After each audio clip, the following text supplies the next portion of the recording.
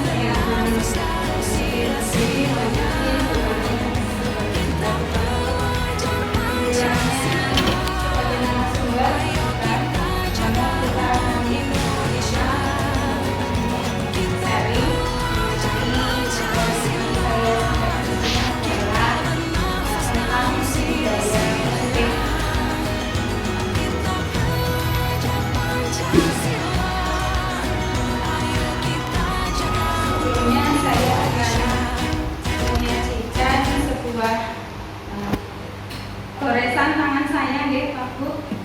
Mungkin sekedar untuk merefleksikan pikiran kita yang sudah penat dari pagi sampai dengan siang. Kita sudah membersamai anak-anak kita untuk belajar. Barangkali ini bisa menambah untuk refresh sebentar. Puisi yang saya buat di sini judul pendidikan untuk anak didik.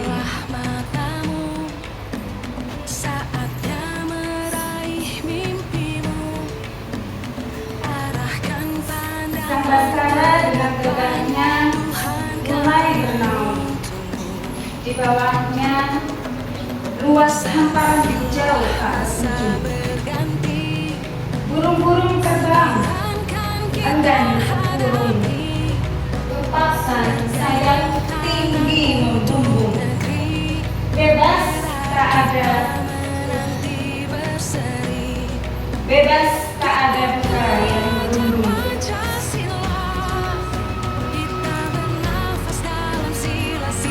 Begitulah anak-anak negeri terlahir dari bejana terdalam. Mereka berjuang melawan petir, berlari riang, bermain kesana kemari, diiringi angin semilir, menyunggingkan senyum serta tawa bahagia kala sang ulu hati, hilangkan kerinduan yang terus saja mengalir.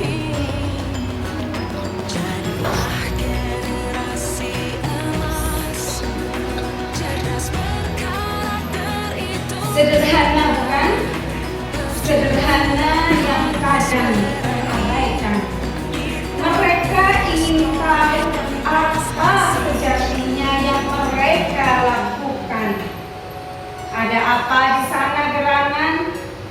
Mengapa begini? Mengapa harus demikian?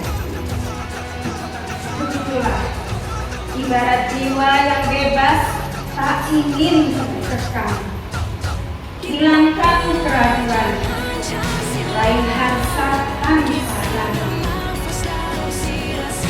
Mantapkan diri, teruslah berkembang, tunjukkan ekspresi, berani berkreasi, raih prestasi tanpa hijab. Setiap insan mendambakan kebebasan meraih cahaya bulan. Wahai insan dulu, jaga tangan mereka yang lugu. Tuntun, tunjukkan arah tanpa ragu. Bebaskan mereka dari belenggu.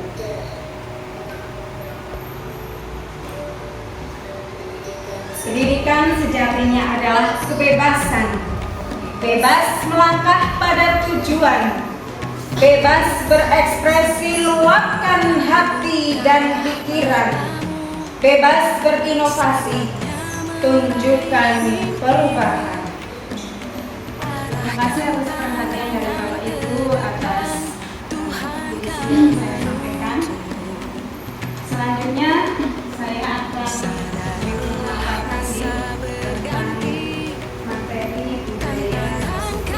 tentang materi budaya yang saya dapatkan. Saya mengikuti program CPB calon gubernur dan kebetulan adalah materi pada modul 1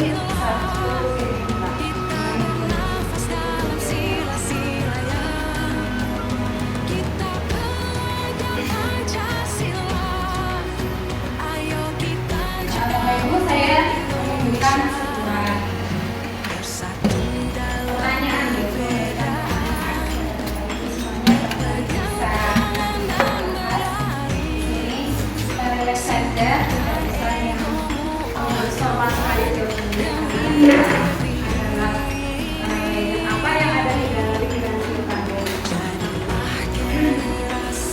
Pertanyaan pertama, menurut Bapak Ibu, apakah hukuman itu dapat mendisiplinkan anak? Bagaimana Pak?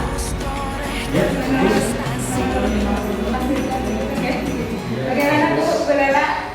Ya, hukuman itu selagi masih positif bisa mendisiplinkan anak. Tapi kalau yang negatif kan nanti yang membuat anak menjadi kurang bisa berkembang.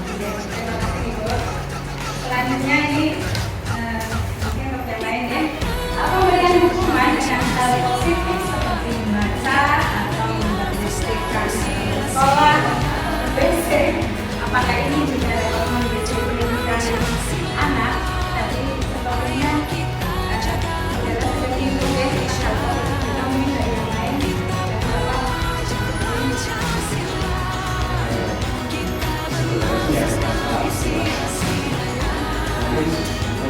era sekarang itu lagi satu sama apa melakukan gitu era ham. Kalau zaman dulu kan hukuman itu ya biasa dan positif. Terima kasih ya Pak. Selanjutnya ini untuk pertanyaan yang ketiga. Kalau tadi berbicara tentang hukuman, sekarang tentang penghargaan. Apakah dengan memberi penghargaan ini dapat meningkatkan motivasi belajar siswa ya? Mungkin dari Bu Ika, Bu Eka, Bu Eva, Bu Pur, siapa mewakili Bu? Ibu Rani, monggo Bu. Ya, kamu di penghargaan itu dapat meningkatkan ya, untuk memotivasi anak supaya Terima kasih atas jawaban-jawabannya. Di sini kita tidak akan berbicara mengenai benar dan salah, namun nanti Bapak Ibu akan bisa mengambil kesimpulan yang sudah saya sampaikan tadi sudah sesuai dengan pertanyaan yang ada di dalam layar tadi. Nah, pada kesempatan kali ini pada budaya positif kita nanti akan berbicara mengenai sisi positif dan nilai negatif. Kemudian teori, motivasi, hukuman, penghargaan dan restitusi, kelas, kebutuhan dasar manusia dan yang berkualitas. Kemudian ada restitusi, 5 posisi kontrol dan 3 restitusi.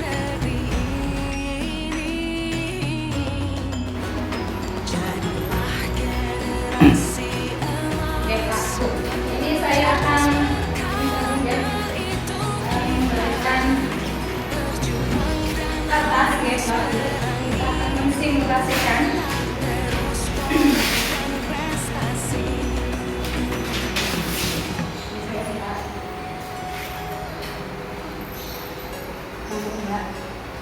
Bapak dan Ibu, monggo itu sebuah kertas, secari kertas ditulis sesuatu yang menurut Bapak dan Ibu sangat berharga. Bisa itu berbentuk benda, bisa itu sebuah konsep, bisa itu sebuah prinsip atau yang lainnya. Monggo Pak. Bisa apa saja Pak?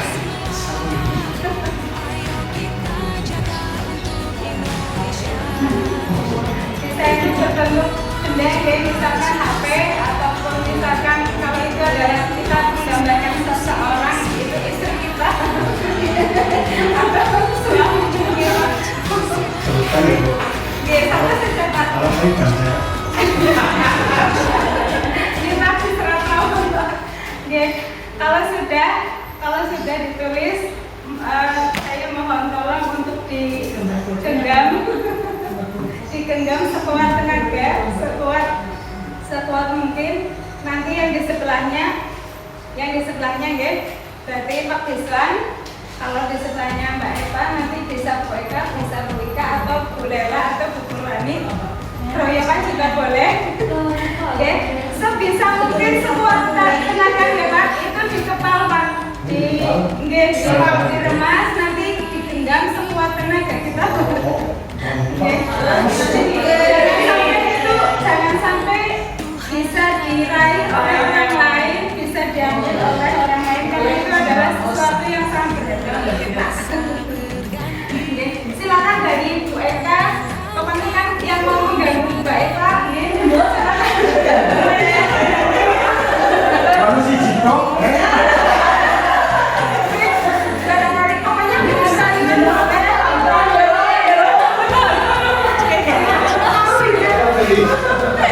Kalau kata banget,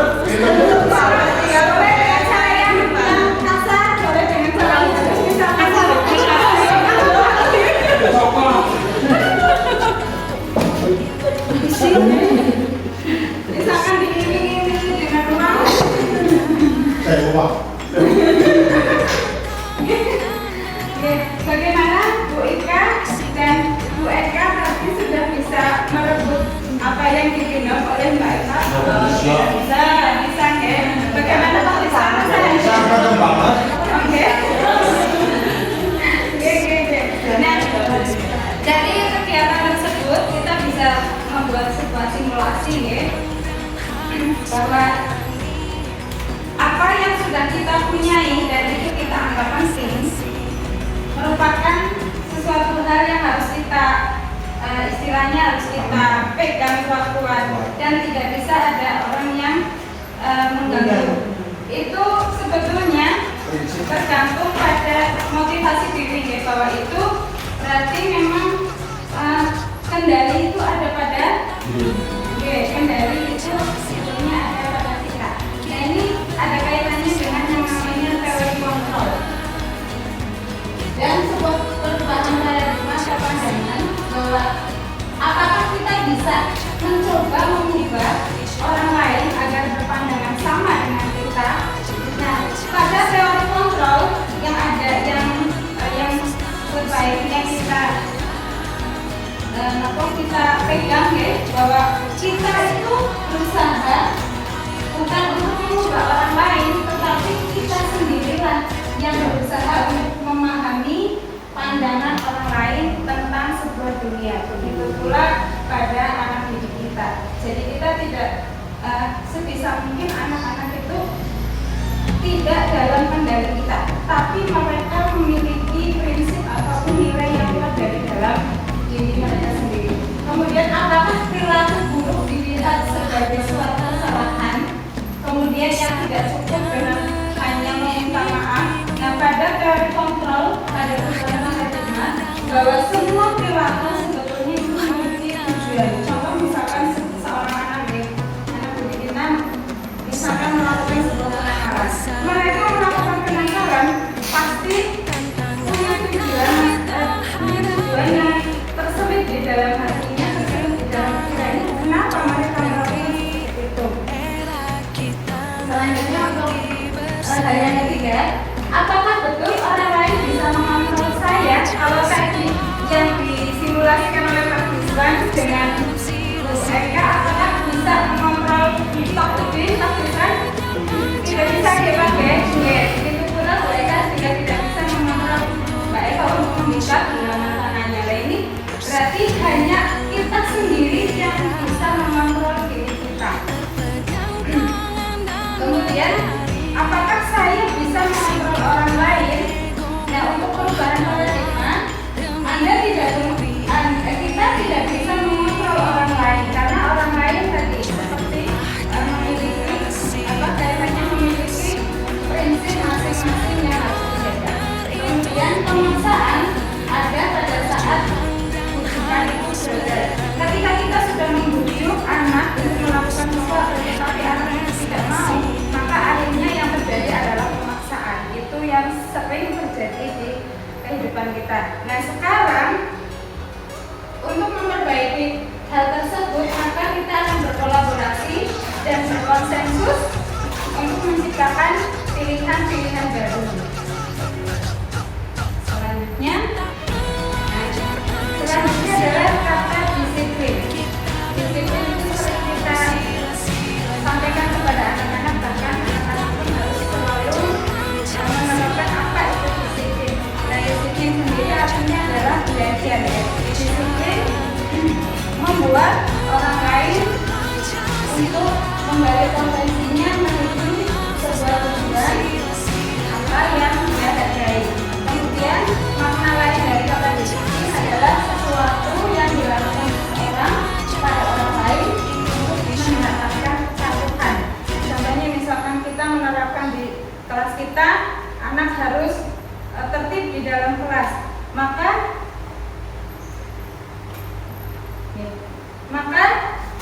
itu sudah harus dipatuhi karena di sini adalah sifatnya adalah kita akan mendapatkan kepatuhan tersebut.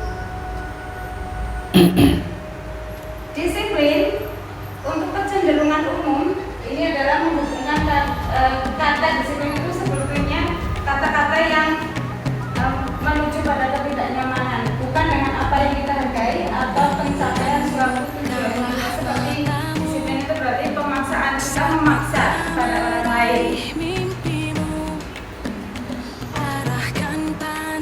Untuk selanjutnya dari nilai-nilai kebajikan universal.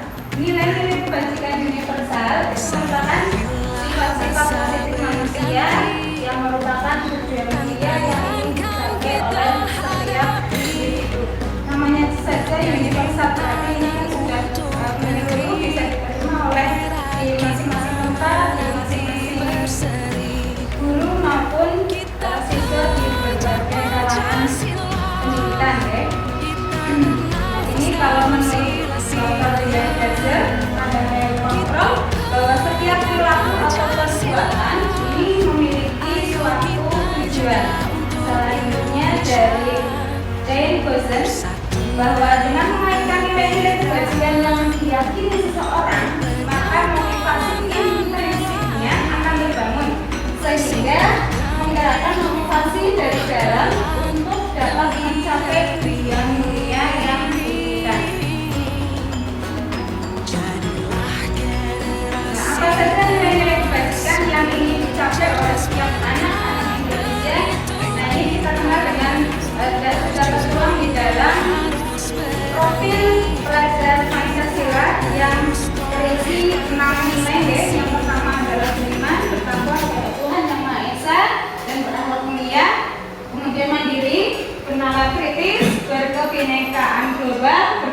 royong dan kreatif.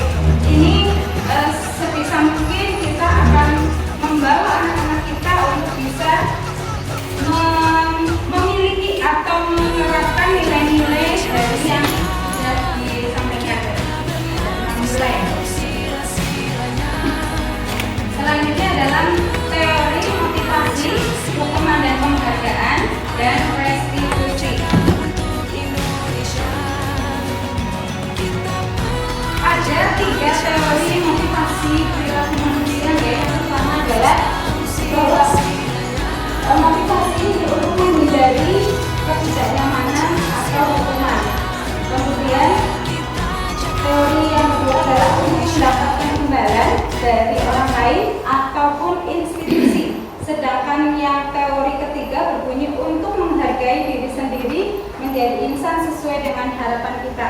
Untuk teori yang pertama ini sifatnya adalah motivasi ekstrinsik, berasal dari luar diri kita, ya, berasal dari luar diri kita.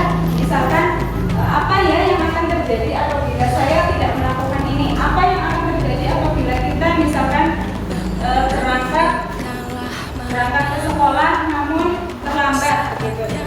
Nah, kemudian begitu pula untuk teori yang kedua bahwa ini juga merupakan motivasi, pemberian motivasi intrinsik di mana kita itu mengharapkan imbalan atau penghargaan. Misalkan apa yang akan saya dapatkan apabila saya melakukannya. Contohnya, misalkan saya kalau datang tepat waktu, saya nanti akan mendapat penghargaan apa ya dari kepala sekolah, atau saya nanti akan mendapat pujian dari siapa ya. Ini contoh motivasi ekstrinsik. Nah, yang teori 1 dan teori 2 ini tentu tidak kita harapkan, namun kita akan sebisa mungkin untuk pada teori yang ketiga, yaitu teori intrinsik. Jadi motivasi intrinsik yang berasal dari dalam diri kita, yaitu untuk menghargai diri sendiri. Sebenarnya disiplin itu adalah untuk menghargai diri sendiri, menjadi insan sesuai dengan harapan kita.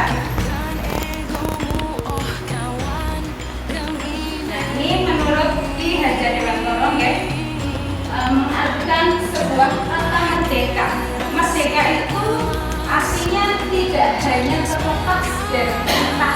Jadi akan tetapi kita cakap untuk memerintahkan diri sendiri. Jadi tadi yang sudah kita simulasikan tadi ya, tentang bagaimana kita memegang prinsip kita bahwa diri kita itu tidak terperintahkan oleh orang lain, tetapi diri kita lah sendiri yang memerintahkan diri kita untuk melakukan sesuatu untuk mencapai sebuah harapan atau tujuan. Kalau tadi kita mengenai disiplin, kemudian sekarang ada teori motivasi ya. Berikutnya adalah hukuman dan penghargaan. Penghargaan ini sebetulnya berlakunya sama dengan hukuman. Tadi yang sudah kita sampaikan di teori motivasi ya, antara penghargaan dan hukuman ini hampir sama, karena dalam arti meminta atau membujuk orang untuk melakukan sesuatu, untuk memenuhi suatu tujuan tertentu dari orang yang meminta ataupun yang membujuk. Nah, namun ini untuk hukuman dan penghargaan ada dampaknya apabila kita terus-menerus kita lakukan kepada anak didik kita, itu akan berdampak. Yang pertama adalah pengaruhnya hanya jangka pendek saja. Misalkan anak-anak melakukan sebuah kesalahan, kemudian kita hukum ya, misal untuk membersihkan kelas, membersihkan WC, ataupun kita marahi. Nah, ini mereka akan melakukan perbaikan. Perbaikan ini hanya bersifat sementara saja. Jadi kalau tidak dihukum, kalau tidak diberi penghargaan, ya mereka akan lepas, akan berhenti dengan sendirinya. Kemudian tidak efektif, dampaknya tidak efektif. Jadi karena tadi ya pengaruhnya hanya untuk jangka pendek saja. Selanjutnya ini bisa merusak hubungan. Maksudnya bagaimana merusak hubungan? Misalkan ya dalam satu kelas itu ada siswa kita yang unggul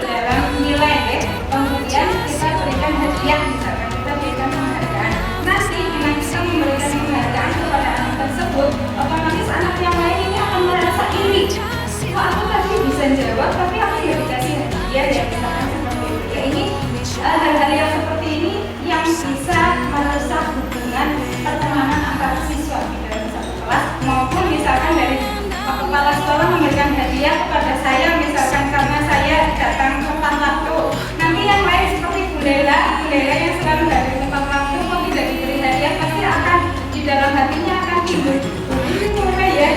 Itu sebagai contoh kecil tentang dampak merusak lingkungan. Kemudian adalah dampak berikutnya adalah menurunkan kualitas. Dalam artian di sini kualitas adalah bagaimana siswa itu bersikap ataupun berperilaku di dalam kelasnya. Jadi ketika diberi penghargaan atau diberi hukuman, otomatis mereka melakukannya hanya saat itu. Kemudian ketika lepas dari itu mereka tidak akan melakukannya lagi. Ini maksud dari menurunkan kualitas. Kemudian dampak berikutnya adalah mematikan kreativitas. Kreativitas ini adalah dari mereka bisa melakukan hal kebaikan karena aku ingin diberi hadiah, aku ingin diberi penghargaan, aku ingin mendapatkan pujian. Nanti dia tidak akan timbul di dalam hatinya untuk melakukan kebaikan yang di luar misalkan tidak diberi hadiah, nanti dia tidak akan melakukannya seperti itu lagi. Untuk dampak berikutnya adalah mengurangi motivasi intrinsik. Jadi karena mengharapkan penghargaan ya, jadi kalau tidak diberi hadiah lah mengelola hadiah, ataupun lah nanti kalau aku nggak seperti ini aku mau dihukum. Nah, ini maksudnya adalah mengurangi motivasi intrinsik. Jadi mereka melakukan sesuatu itu tidak berdasarkan hati mereka, tidak berdasarkan keinginan mereka. Nah sekarang apa itu restitusi? Restitusi itu gampangannya ya artinya adalah perbaikan. Perbaikan dari apa? Yaitu proses menciptakan kondisi bagi murid untuk memperbaiki kesalahan mereka sehingga mereka bisa kembali pada kelompok mereka dengan karakter yang lebih kuat. Nah, ciri-ciri restitusi ini ada 9 ya. Yang pertama bahwa kesalahan perbaikan itu bukan untuk menebus kesalahan, tetapi untuk belajar dari kesalahan. Kemudian ciri-ciri berikutnya bahwa restitusi ini memperbaiki hubungan. Berikutnya adalah restitusi menuntut untuk melihat ke dalam diri kita sendiri. Kemudian bahwa restitusi itu adalah tawaran dan paksaan. Restitusi mencari kebutuhan dasar yang mendasari tindakan. Jadi anak melakukan sebuah kesalahan ataupun kita melakukan sebuah kesalahan itu pasti kan ada tujuannya, pasti ada alasannya. Nah, restitusi ini mencari alasannya kenapa mereka melakukan seperti itu atau mengapa kita melakukan kesalahan. Restitusi dirinya adalah cara yang paling baik untuk memperbaiki kesalahan. Kemudian restitusi mengembalikan murid yang berbuat salah untuk bisa kembali ke kelompoknya.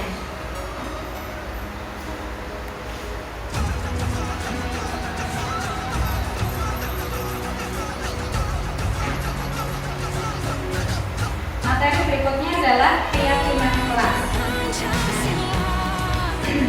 Kenapa keyakinan kelas bukan peraturan kelas? Mengapa kok tidak peraturan kelas, tapi kok keyakinan kelas? Ya, tadi kaitannya dengan motivasi intrinsik bahwa sebetulnya adanya keyakinan kelas itu kita akan mengarahkan siswa kita sekaligus juga untuk mencapai nilai-nilai yang akan kita jalankan. Kalau peraturan yang misalnya tidak boleh membuang misalkan tidak boleh membuang sampah sembarangan, tidak boleh merokok, tidak boleh minum minuman keras, itu kan contoh peraturan-peraturannya. Nah di dalam motivasi intrinsik ini kita tidak mengenalkan, tidak hanya mematuhi peraturan saja, namun kita lebih mengutamakan apa itu keyakinan kelas. Ya, jadi untuk keyakinan kelas, keyakinan kelas ini kita buat secara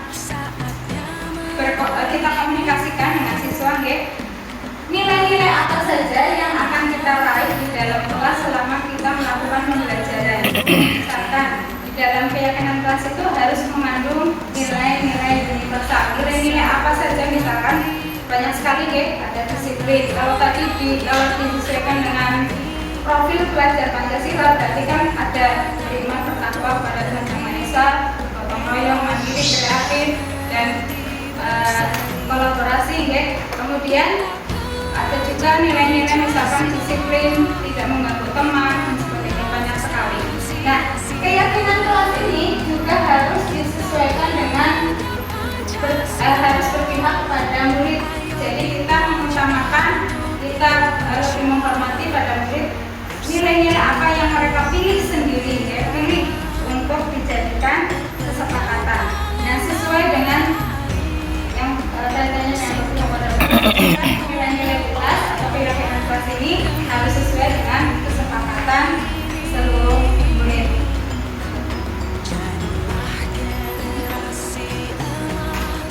Kita mengacu pada 5 kebutuhan dasar manusia.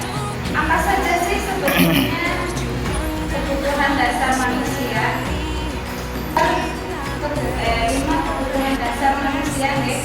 Yang pertama adalah survival atau kebutuhan bertahan hidup, misalkan makan, tempat tinggal, minum, sakit. Bacanya salah nih. 5 kebutuhan bertahan hidup, kebutuhan untuk bertahan hidup, misalkan makan, minum, rumah, tempat tinggal, sekolah, dan sebagainya. Nah, ini kemudian yang kedua berikutnya, bahwa manusia itu memerlukan juga cinta kasih dan rasa memiliki ataupun dimiliki atau belonging. Yaitu kebutuhan akan cinta kasih, rasa memiliki, dan dimiliki. Kemudian berikutnya adalah kebutuhan fun atau kesenangan. Kita semuanya pasti memerlukan yang namanya kesenangan. Dan berikutnya adalah kebutuhan akan power atau penguasaan. Kemudian kebutuhan akan freedom ataupun kebebasan, bebas untuk berkreasi, untuk melakukan sesuatu. Kemudian kalau tadi yang penguasaan, ya, misalkan kita ingin teman kita ataupun anak kita bisa mengerti kita, bisa mematuhi apa yang kita inginkan. Nah, itu contoh dari kebutuhan penguasaan. Kemudian kesenangan sudah barang tentu yang membuat hati kita gembira, ya, senang. Misalkan seperti kegiatan besok healing, berenang, itu kan senang, ya.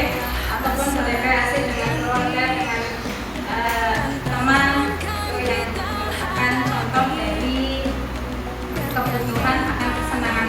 Nah, Bapak Ibu, bahwa anak-anak kita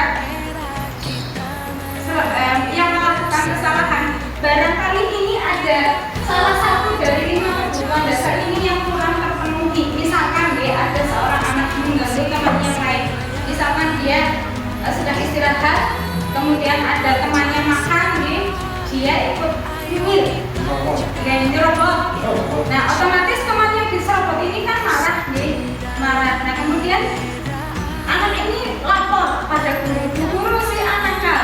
Nah, dia menganggap bahwa anak ini nakal. Kemudian kalau kita telusuri, kalau kita mau merestitusi, memperbaiki bahwa kenapa si anak ini kok sampai nyerobot makanan temannya? Oh, barangkali ada satu, dia itu belum makan, belum sarapan dari rumah, jadi dia nyerobot. Atau bisa juga dia itu ingin menguasai temannya, jadi temannya itu harus mau memberikan makanannya untuk kita. Berarti kebutuhan dasar power ini yang belum dia penuhi, yang belum dia miliki. Ataupun rasa senang dia itu kalau belum membuat temannya tertawa, dia itu belum senang, menangis, anggar batirnya nangis marah. Nah, dengan rasa marahnya ini melihat temannya nangis, berarti itu kebutuhan dasar kesenangan ini yang belum dia miliki. Jadi 5 kebutuhan dasar ini salah satunya pasti penyebab dari kesalahan kita ataupun anak-anak kita, sehingga mereka itu dibilang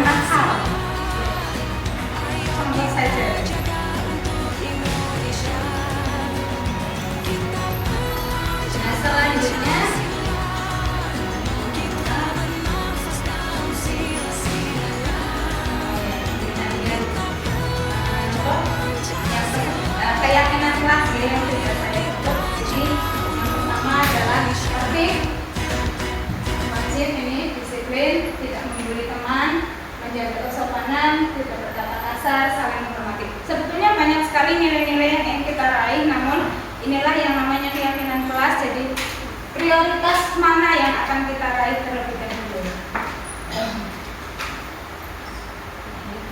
Nah, selanjutnya adalah posisi kontrol, ya Pak.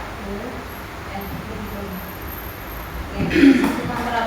Ada 5 posisi kontrol di dalam teori motivasi perilaku.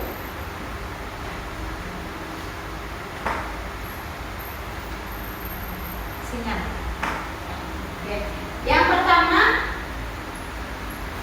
kita khususnya seorang pendidik punya 5 posisi kontrol, di mana kontrol itu bisa berasal dari luar, ya, maupun dari dalam. Yang contoh posisi kontrol yang berasal dari luar itu yang pertama adalah sebagai penghukum,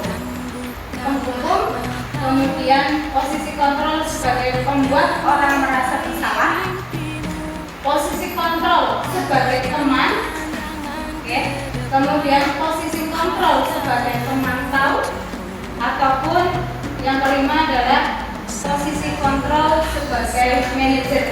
Mana yang akan kita pilih oleh diri kita ketika anak-anak kita melakukan posisi kontrol? Nah, nanti akan kita ulas sedikit, oke. Di sini bahwa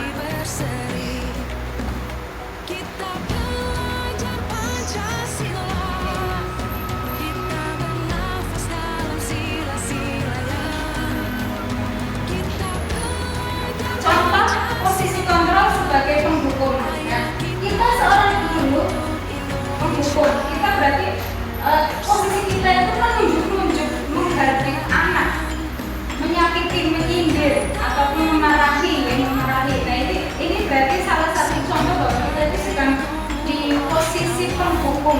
Kamu ini ya, calon teman dan sebagainya. Maka kita ini sedang berada pada posisi kontrol penghukum. Kemudian posisi kontrol membuat orang merasa bersalah. Misalkan ada anak bersalah, ya, seperti tadi yang dicontohkan, anak itu sedang mengganggu teman, ya. Nah, kita sebagai seorang guru tidak memarahi, namun kita berceramah. Kita mengatakan, kok jadinya jadi atau kok nggak nih orang kelas karo bu guru, apa nggak nih orang kelas karo batire. Nah, itu seperti ada kata-kata memelas agar anak itu tidak melakukannya lagi. Berbeda lagi ketika kita dalam posisi kontrol sebagai teman. Guru ini akan membuat alasan-alasan, ya, untuk siswa-siswanya. Misalkan apa sih kok ini nakal. Nah, kita sebagai seperti teman lah dalam hal mengungkapkan kalimatnya, kemudian bagaimana cara kita, misalkan dengan merangkul atau sebagainya. Ini selayaknya sebagai teman. Kemudian sebagai pemantau, ya, atau monitoring. Nah, ini hanya sebagai pemantau saja. Oh, anak itu nakal, oh, anak itu melakukan kesalahan seperti ini, namun belum ada tindak lanjut. Nah, berbeda dengan posisi manajer. Di posisi manajer ini, guru itu tidak ada kalimat menghardik, tidak ada kalimat memarahi, tidak ada kalimat memelas, tidak hanya memantau saja, namun dia akan merangkul siswa. Dia akan melakukan pendekatan seperti dia menanyakan dulu, ya, guru menanyakan dulu, kenapa sih kok dene kenapa sih kok dene makan? Otomatis mereka dengan pertanyaan kita, dia akan menjawab, dia akan mengungkapkan alasannya. Nah, setelah kita melakukan alasannya, siswa melakukan alasannya, nanti kita akan menawarkan kepada siswa, nah, ini nggak kayaknya benar atau enggak, biar mereka yang menjawab sendiri. Contohnya seperti itu. Nah, dari kelima posisi kontrol itu, apabila kita lakukan, maka akan memperoleh hasil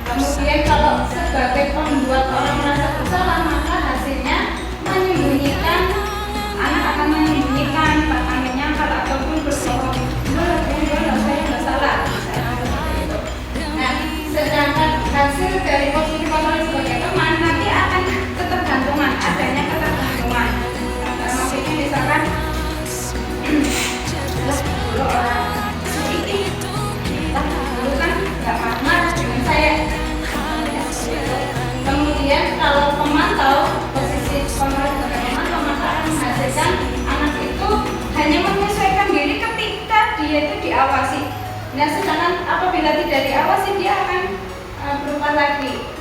Namun pada posisi kontrol sebagai manajer tadi dia dengan melakukan penegakan, kita bertanya alasannya apa, kemudian kita memvalidasi apakah betul hal seperti itu apabila dilakukan. Nah, kalau misalkan tidak sesuai, maka apa yang harus kamu perbaiki, apa yang harus kamu lakukan ini bisa memperbaiki kesalahan. Itu sebagai posisi manajer atau pengelola. Nah, ini maka akan menghasilkan siswa itu akan menguatkan pribadi dalam diri siswa tersebut.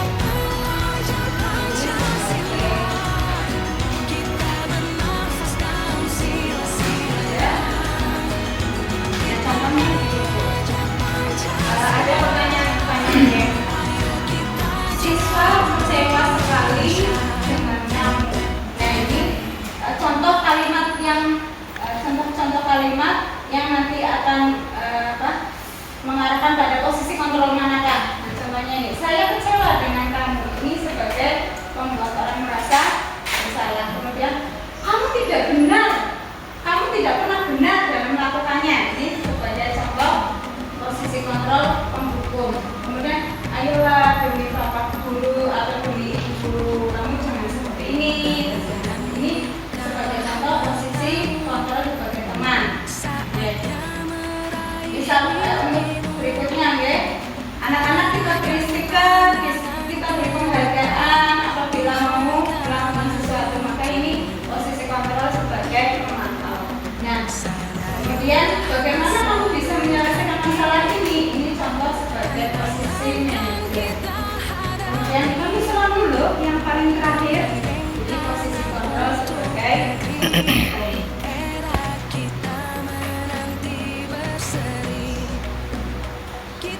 satu lagi ya Pak Bu, masih sabar. Nah, tadi kita sudah bicara mengenai restitusi ya. Restitusi itu sama diartikan dengan perbaikan ya. Nah, kemudian ini ada satu teori ini namanya segitiga restitusi, di mana dalam segitiga restitusi itu ada 3 tindakan yang kita lakukan ketika anak melakukan kesalahan. Yang pertama adalah menstabilkan identitas. Jadi contoh langkah menstabilkan identitas itu misalkan begini, bener kamu tadi yang nyontek dulu. Kemudian misalnya contoh lain deh, kamu tadi yang mengambil makanannya si A. Nah, kalau seperti itu benar apa tidak? Nah, ini nanti di tahapan validasi tindakan yang salah. Jadi anak itu bisa membedakan mana yang benar dan mana yang salah.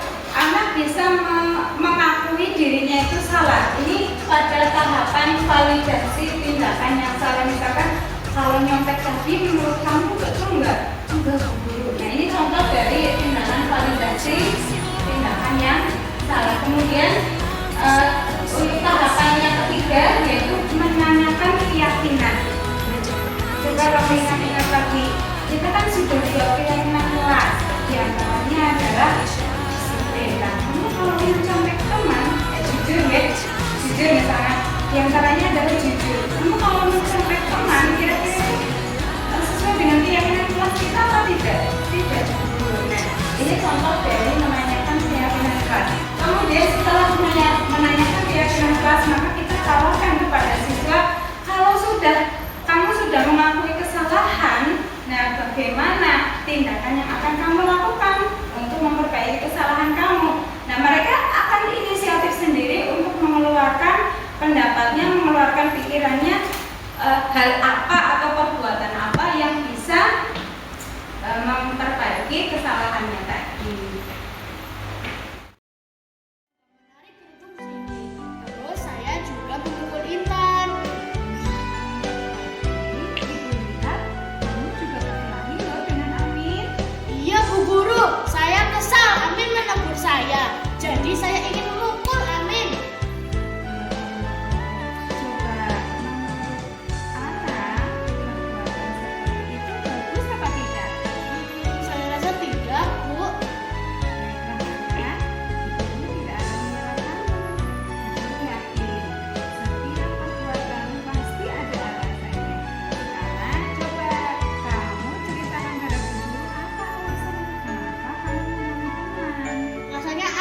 Bu, melihat wajah Hani dan Cindy lucu kalau sedang marah. Apalagi ketika lihat Intan menangis, kelihatan lebih lucu.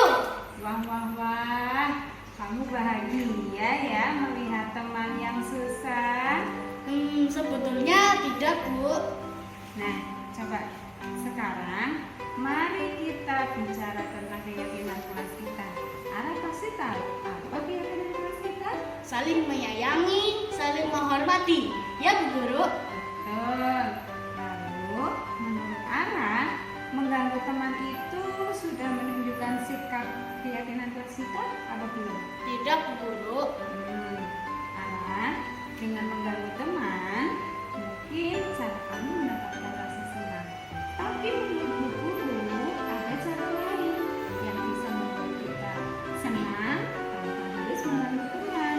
Menurut Ara, bagaimana? Ada, Bu. Apa coba? Bermain bersama mereka. Ya, betul Ara. Nah, sekarang apa yang bisa kamu lakukan untuk memperbaiki kesalahanmu? Saya akan meminta maaf kepada mereka. Saya juga akan mengganti buku yang telah saya coret-coret. Bagus Ara. Nah, selanjutnya sikap ke depanmu bagaimana? Saya tidak akan